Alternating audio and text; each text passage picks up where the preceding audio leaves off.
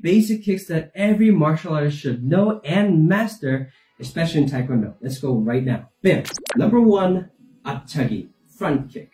Up means front, 차기 means kick. The most basic way to do this is make sure you're starting your guarding stance, and from here you want to lift your knee up as hard as you can to the front, and you want to tuck your heel all the way to your glutes, and then from here when you snap, this is the most important part, you want to pivot and snap together. And you're probably asking, how much degree do I have to pivot on my supporting leg? That's a good question. 90 degrees. So once again, as soon as you drive your knee up to the highest point, then you have to snap really fast and pivot at the same time, bam, just like this, without overturning your shoulders. Because some people, when they do a front kick, they do this.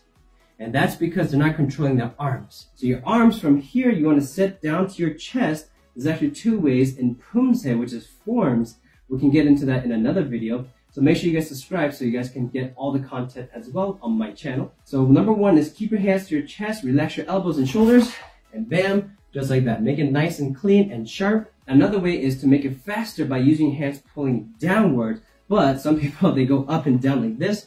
Don't do that. Just from here, bam, in a short, fast motion, like that. I'm telling you, if you master these 5 basic kicks, you pretty much will master all the other advanced Taekwondo kicks out there. So this is super important to master. Kick number 2 is 돌려 차기, which is roundhouse kick. 돌려 is turn, 차기 is kick. See? Up, front, 차기, kick, 돌려, 차기.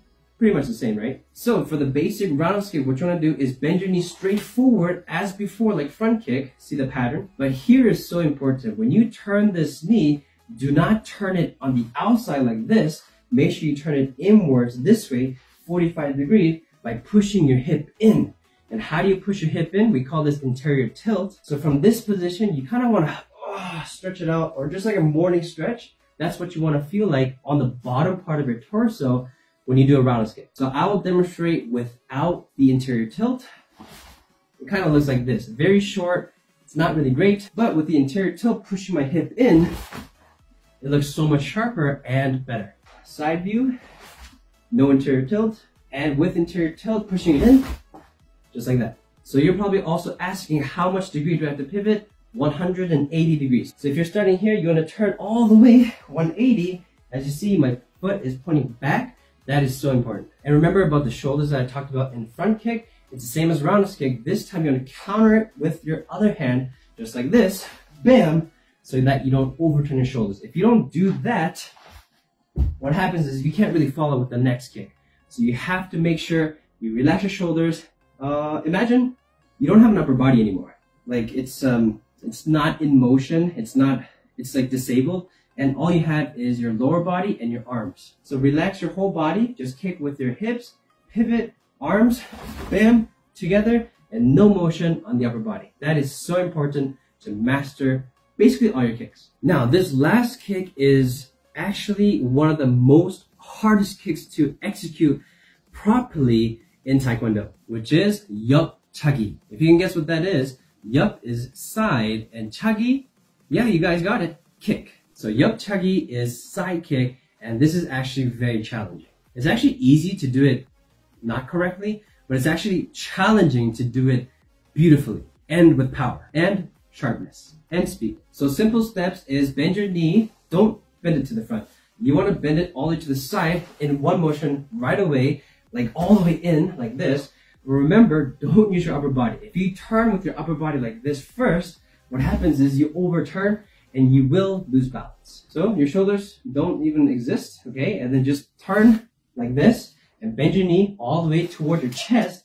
And a nice tip here, when you bend your knee, bend it to the opposite side of your shoulder. So you're bending it like this. So it's more on a diagonal. And when you do that, make sure you imagine that there's some weight on your toes, and you're just pulling that weight on your toes and just flicking it up as you bend your knee all the way to your other chest. So you have a nice motion there. And this is kind of tricky, but I believe you guys can do it. Number one, as soon as you do this, the bottom leg, your supporting leg, it should be 90-degree pivot. And when you extend, you want to do the morning stretch, right? The morning stretch. This is really important for a side kick. And you want to pivot 90-degree again, or wait, 45-degree. So you have a 180-degree pivot at the same time.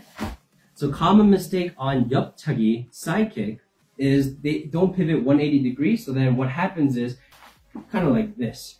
Number 2 is their toes are higher than their heels. So you don't want to do that either. And you want to kick with the blade of your foot along with your heel, not your toes, not the bottom, the blade. And your hands in Taekwondo, you want to go to the opposite side of your body to make it nice and sharp and beautiful at the same time. And this is a pro tip. If you feel that you're kicking side kick pretty decently high, but you're always like falling backwards, what you want to do is you want to go in this position, and from here you want to push this leg forward, just like that. You see how I'm on my heels now? And that will actually help distribute the weight towards the kicking leg rather than the balancing leg. Think about it. If you have more weight on the balancing leg, then you will most likely fall back.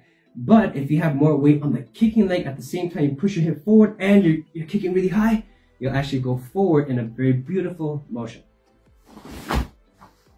By the way, if you guys really like the value that I'm giving you in this video, please click that like button. And also, if you want to train at home personally with me, you can actually check out the links below, and I have online courses especially made for the basic fundamentals. And if you master like all the fundamentals in that course, you pretty much mastered Taekwondo. Only the kicking part though. There's so many other areas in Taekwondo that, you know, the kicking is just like scratch on the surface. By the way, if you're subscribed, thank you. But if you're not subscribed, I would, click that subscribe button and also turn on all those notification bells so that you can get a lot of awesome tips from my videos. And if you're new to Taekwondo or you're an advanced or you're actually teaching, you know, you guys can use my teaching tips and you guys can use my videos to help you achieve whatever you guys want to achieve in martial arts. So thank you guys so much for watching, and I hope you guys are staying healthy and safe.